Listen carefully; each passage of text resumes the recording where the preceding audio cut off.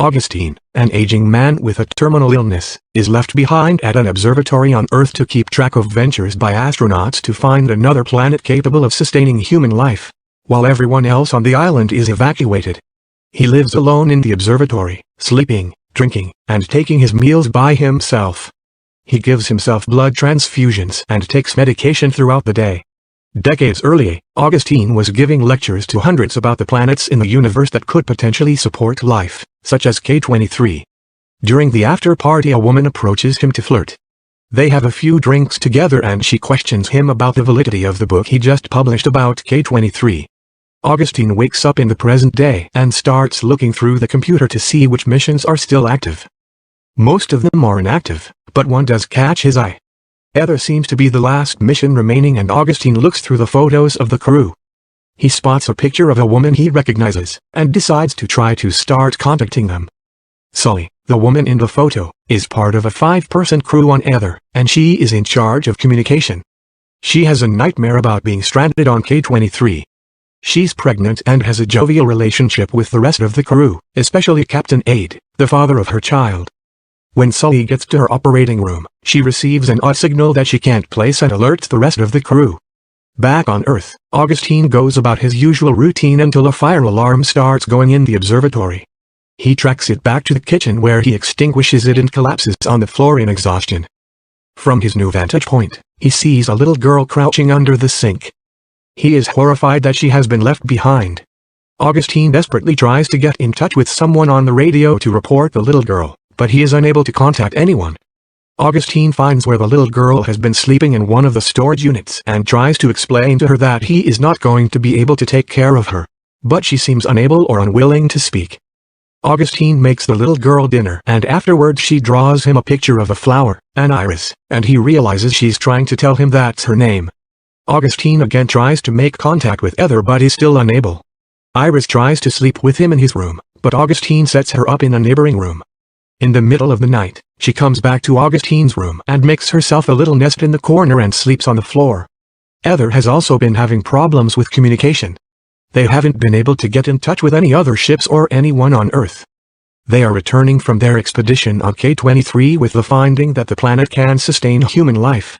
Iris watches Augustine do his blood transfusions and lays down in the chair next to his to look up through the roof of the observatory and watch the stars above them.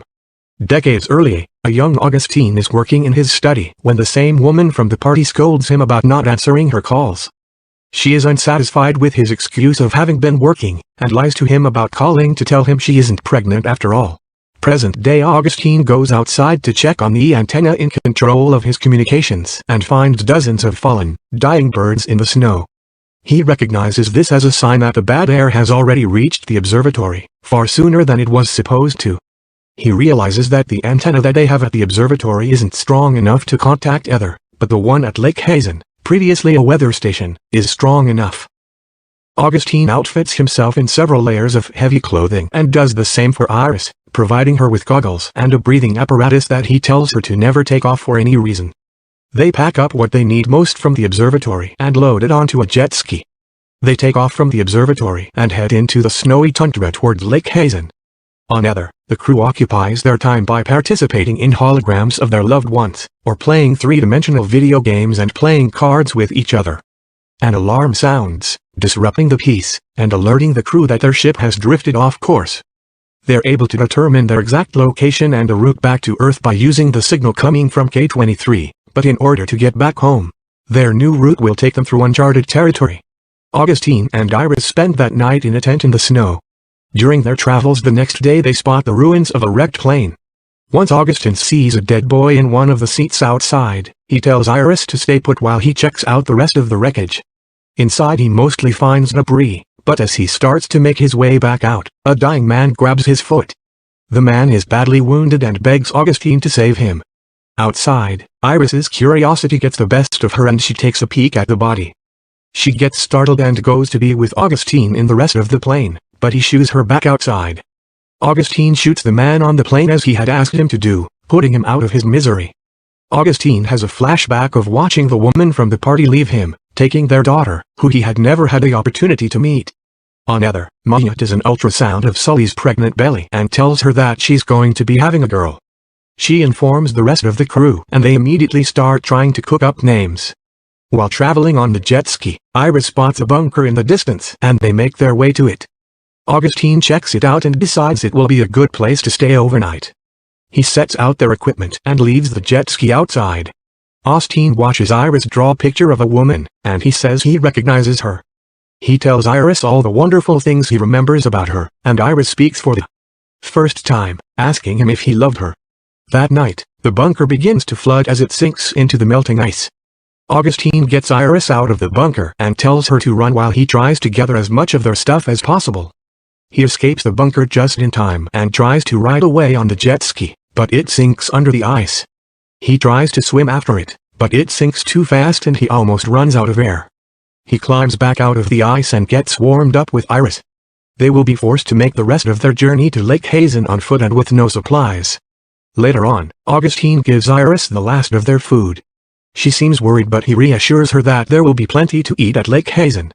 They make their way on foot through a snowstorm, barely able to see 2 feet in front of them. Through the snow, Augustine sees wolves circling them, and he shoots at them with his shotgun. In the chaos, he loses track of Iris, and he calls for her but she doesn't speak. After searching for a while, he gives up and lays down in the snow. He sees a vision of the woman from the party standing over him, and eventually realizes that it's Iris. He takes her into his arms, grateful to have found her. The next day, they successfully arrive at Lake Hazen and immediately set to work trying to contact Heather. Sully is able to get Augustine's signal and responds. Sully tells him that they haven't been able to get a hold of NASA and asks him what's happened to Earth. As he tries to explain, their signal gets scrambled and Sully is unable to understand him. She loses the signal and an alarm starts blaring. Heather is now traveling through the uncharted section of the route and the ship is being pelted with asteroids. Serious damage is done to the ship, and their communication equipment is completely destroyed. The crew assesses the damage done to the ship and decide they will have to rebuild part of their communication systems and go outside the ship to repair it. Maya, Sully, and it will be taking the walk, this being Maya's first time ever leaving the ship while being in space. Maya is extremely nervous, and throws up several times before they step outside. Once outside the ship, everything appears to be going fine. They make the necessary repairs to the communication system and begin making their way back inside. Before they can make it, the ship is again assaulted by asteroids. Once they subside, the crew makes sure everyone is okay. Maya is shaken up but ultimately fine, but as she makes her way back inside, she notices droplets of blood floating up from her suit and into her helmet. Aida and Sully rush her back inside the ship and Mitchell makes his way to them with the med kit. They take Maya's helmet off and as soon as they do, a large amount of blood floats out of her suit and into the ship. Maya starts to panic, saying there's too much blood, and Ada and Mitchell work to repair her wounds, while Sully tries to keep Maya calm. Despite their best efforts, the crew is unable to close the wound made by debris from the ship being hit by the asteroids, and Maya dies. The crew mourns their loss, but are soon distracted when they catch their first glimpse of Earth. They are horrified to see that it looks lifeless and covered in radiation. Heather gets back in contact with Augustine and he explains that they won't be able to land back on Earth. He tells them that he's the only one left and that everyone else has been evacuated.